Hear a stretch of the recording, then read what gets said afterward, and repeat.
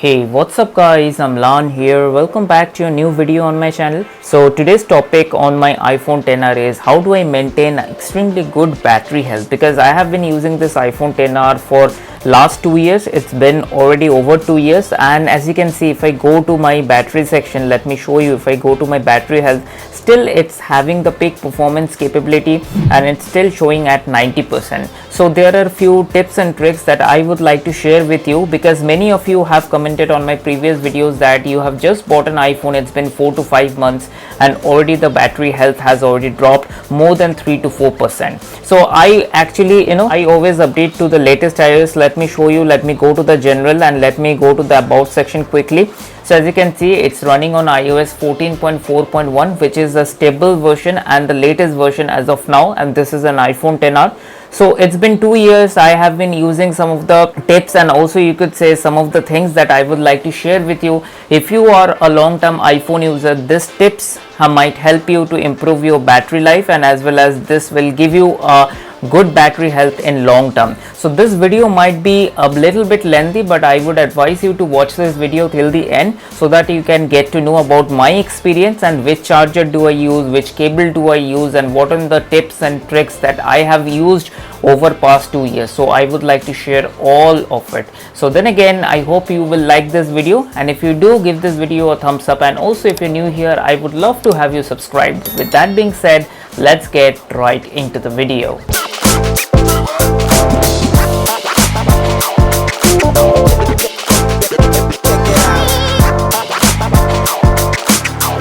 Alright guys, so the first things first, as you can see, this is an iPhone XR and I have been using this device now for more than 2 years, and as per Apple says, if you are using an iPhone more than 2 years, it's okay to have 80% of the battery life. First of all guys, understand that battery is a consumable product. So as you use your battery, eventually the battery health, the physical battery health will be dropped. So it's nothing unusual. If you play games on your phone, if you use your phone extensively, your battery health will be degraded much at faster rate. But if you're just using your phone normally, or also if you use the tips and tricks that I'm going to show you in this video, that in that case you would have a good battery health as well as a good battery life overall. So let's just start with my battery health section. So before showing you the graph, let me take you to the battery health. So as you can see, it supports the peak performance capability, and as you can see as well, it supports the maximum capacity, that means 90%. So whenever it drops below 80%, it might show you that it does not support maximum capacity as of now, or if you want to gain again the maximum capacity, you need to visit to the Apple center and need to replace your battery. So that's one thing. So Apple says that over 2 years, if it is dropping 80% or below than that, it is actually normal. So I have been using my iPhone for more than 2 years and still I have managed to retain till 90%. So that's actually great.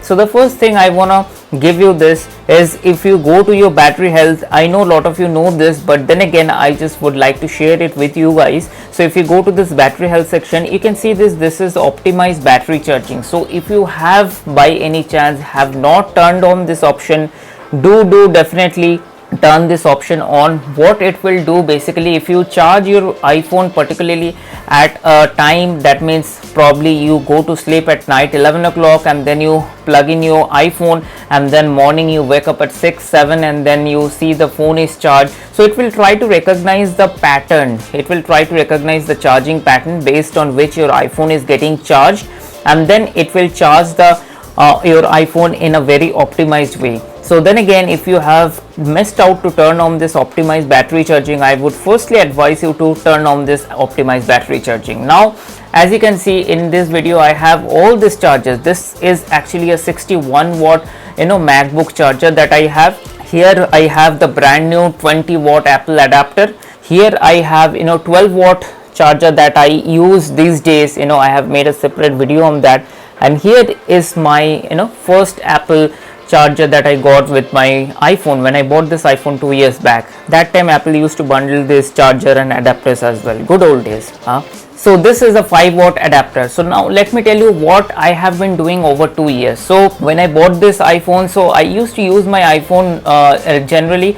I never played any games, although I played 1 or 2 games very casually, and also it was like 1 or 2 times in a year. So I don't play games first of all, and then for a year and a half, so first 1 year and a half I have been using this 5-watt adapter. So this is what basically you get with the box. This is Apple original adapter. So I have been using this charging adapter with the cable that I have already got with this iPhone when I bought it. So I have been using that. Now a lot of you guys have commented on my previous video. A lot of you guys have doubts that whether I should use this 5-watt adapter, whether I should use this 20-watt adapter, whether I should use this 12-watt adapter. Now let me tell you this very clearly. Now if you use a fast adapter, then your battery health is gonna be affected, but listen to me very carefully, it's not that much. So if you if you don't have time, if you don't plan to charge your iPhone overnight, which I used to do on my initial days, so I used to use this 5-watt adapter. So it's actually sufficient. I used to plug it in at around 11 p.m. at night, and by 6:30 in the morning my iPhone was fully charged. So then again, for 1.5 years I was never using a fast charger or fast adapter. So this is the 5-watt adapter that I have been using for a very long time. Now after 1 year I felt that like the charging speed with this adapter is very slow. So if you don't plan to charge your iPhone overnight, or maybe you are a busy person, you don't plan to charge your phone overnight, in the middle of the day you need some charging, so then definitely I would not recommend you this charger, because this used to take 4 to 5 hours completely to charge your iPhone. So then I actually switched to this 12-watt adapter. So it's been more than 6 months I am using this 12-watt adapter. I could say this is a very sweet spot. So let me tell you this actually. So with this adapter, this will charge your phone compared to this 5-watt adapter. It will be fast, but not as fast as this 20-watt adapter or these kind of heavy adapters, So this is a sweet spot wherein if you charge your phone with this 12-watt adapter, your phone won't get hot, and at the same time you will have a good charging speed. So that means, let me give you a very rough idea. If I plug in my iPhone with 10% the battery left, I will have the iPhone fully charged by at around 1 hour or 1 hour 45 minutes, something like that. So the thing is that if you want to charge your phone from 10% to 50%, it will charge at a very fast rate. Now after 50%, the charging speed decrease. Now once your phone reaches 80%, then that will start trickling. So there is something called trickle charge as well. So after 80%, your charging speed will definitely be lower at the rate when you were charging initially, when your battery was at 10% using this adapter.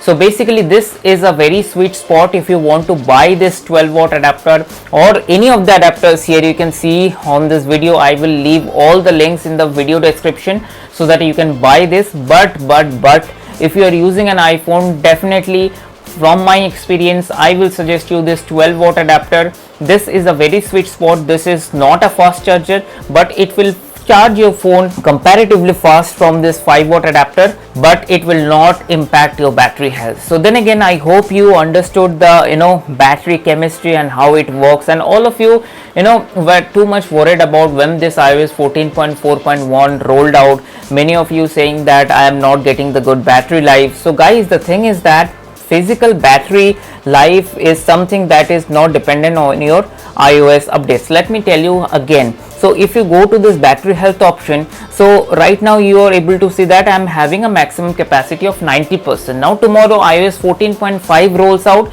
and once I update, I will be able to see, might be there is a possibility that my battery health will drop to 89%. Doesn't mean that because of the iOS 14.5 update my battery health has dropped 1%. It is not that. Because just because you are using your phone regularly, over time it is supposed to degrade. What this iOS updates does, this iOS updates physically rechecks the capacity of your iPhone battery. So every time you get an iOS update, you update your iPhone, so that iOS update internally through software will measure the physical capacity of the battery, and if it is degraded actually, then it will just put the numbers over here. So I know that many of you have misconception, if I update to the latest iOS my battery health will drop. I know a lot of people from my subscriber base only, because of they are too much worried about battery, they are still running on iOS 13.6, iOS 13.7, they have not even updated to iOS 14. So guys, you are missing out on a lot. So in this video I just wanted to share my experience over 2 years, how I have managed to maintain or retain a good battery life. As you can see, 90% of the battery life, I call this a very good battery health because it's been more than 2 years. This is my primary device. I know few days back I used to use this device with 2 SIMs, one eSIM and one physical SIM. Nowadays I'm using this with my primary SIM only, but then again my battery health compared to others is good, and these are the things that I used to do. So no tips and tricks like you go to this settings and settings and the settings and the settings, dig into this and dig into that, and you turn the settings off, turn this on. By doing all of that, the total amount of gain you would have is very less. I'm not saying those are useless, but the thing is that you need to focus on the pattern how you are using your iPhone. So if you're using your iPhone normally, and if you want to have a good battery life or good battery health over a longer duration of time, then definitely do invest on this 12-watt adapter.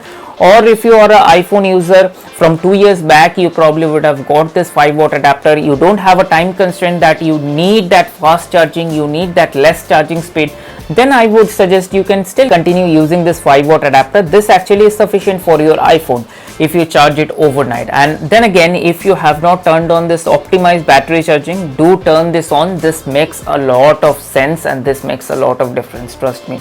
So I hope you enjoyed the video. Do definitely let me know if you guys have any comment, if you guys have any doubts, if you guys have any suggestions for me in the comment section. I would love to have all of your feedback. Then again guys, thank you so much for watching this video, and I will see you on my next video. Bye.